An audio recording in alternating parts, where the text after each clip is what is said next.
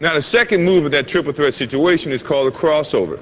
And the crossover is strictly just a change of direction. And let me show you exactly the way it should be done.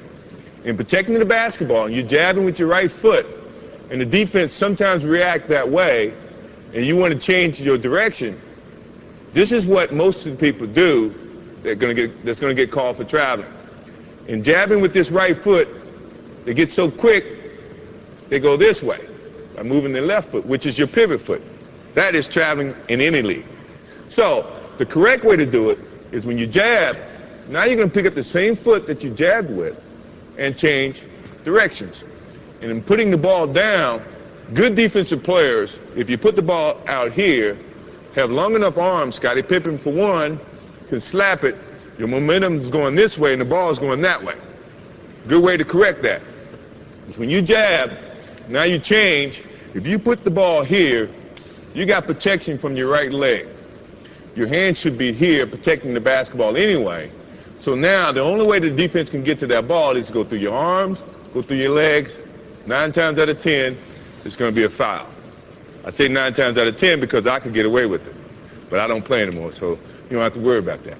So, jab step, change the direction this way, putting the ball inside your legs. Now, the good thing about an offensive player is you got to be able to go both ways.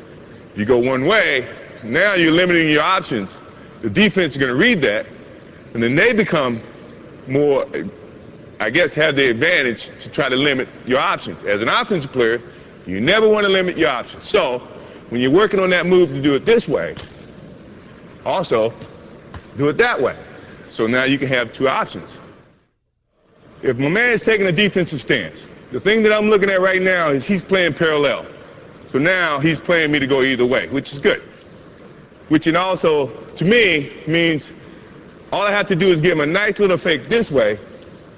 He's going to think and feel that that's the way I'm going. My change of direction is a little bit better to use when you see a guy with the parallel stance. Mainly because he doesn't know where you're going. So now you have so many options, you just try to use as many options as you can. Now, if he had his right foot forward, that to me is saying, now he wants you to go this way. The last thing I want to do is go where the defense wants me to go. I want to go opposite. So this is when now he takes his step that way. The change of direction means he's got to pick up this foot and open, then slide to keep up to you as an offensive player. That takes more time than you taking that crossover and driving to the hole. So you have the advantage in that sense. Now, if he has his other foot up, this is what I was telling you about being able to go both ways. Now you can do the same thing and attack it this way.